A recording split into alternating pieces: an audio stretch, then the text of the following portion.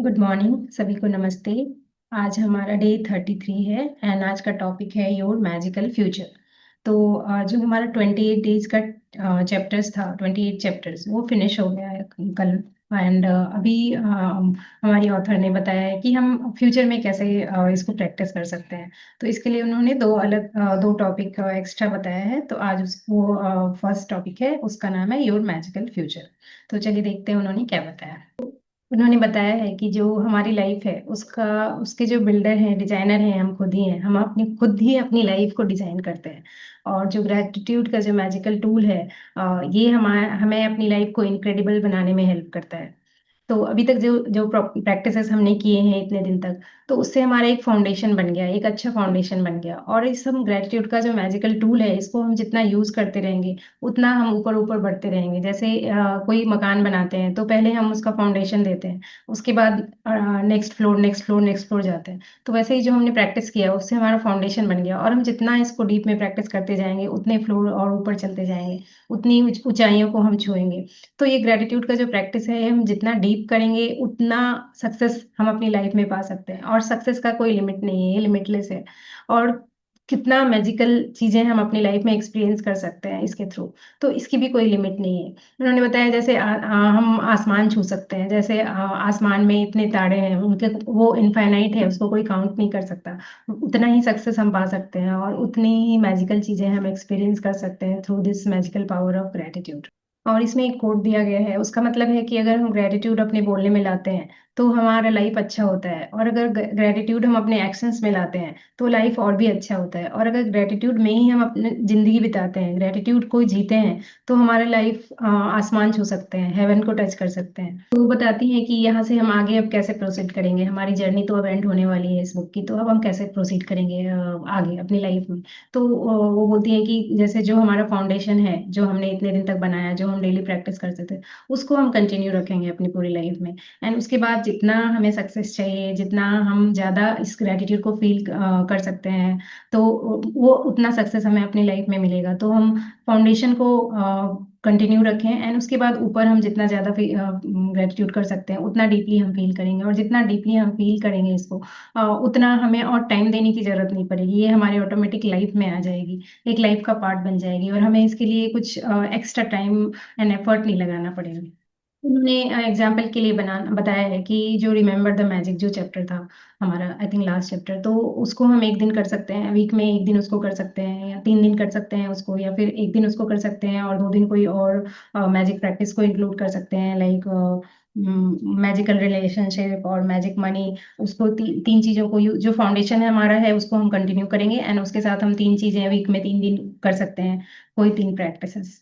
और अगर और ज्यादा करना है तो वीक में एक दिन रिमेम्बर द मैजिक कर सकते हैं, 3 दिन कुछ और magic money, magic relationship, magical health कुछ कर सकते हैं। तो जितना हमें जितना डीप हम कर सकते हैं वो हमारा हमारा लाइफ उसके ऊपर डिपेंड करेगा। हम 5 डेज अ वीक कर सकते हैं कि एक दिन मैजिकल रिलेशनशिप, एक दिन मैजिकल मनी, एक दिन मैजिकल हेल्थ, एक दिन रिमेम्बर द मैजिक। तो वैसे ही हम 6 डेज और 7 डेज कर सकते हैं कि 5 डिफरेंट टॉपिक्स को लेके हम, जो भी हमारा 5 डिफरेंट चैप्टर था, प्रैक्टिसेस थे, उसको लेके हम हर दिन अलग अलग कुछ कर सकते हैं।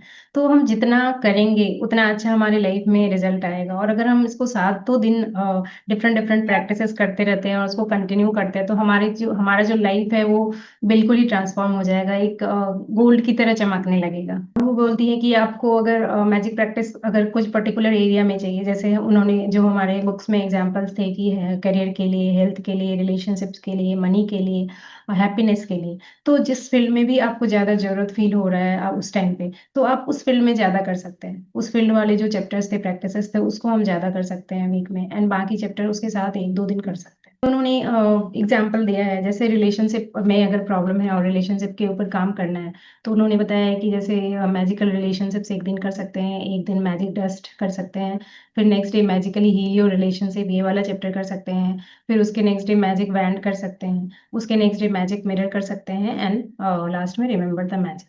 तो अगर हम रिलेशनशिप के लिए जाते हैं तो ये उनका रिकमेंडेशन है कि ये सारा हम करें।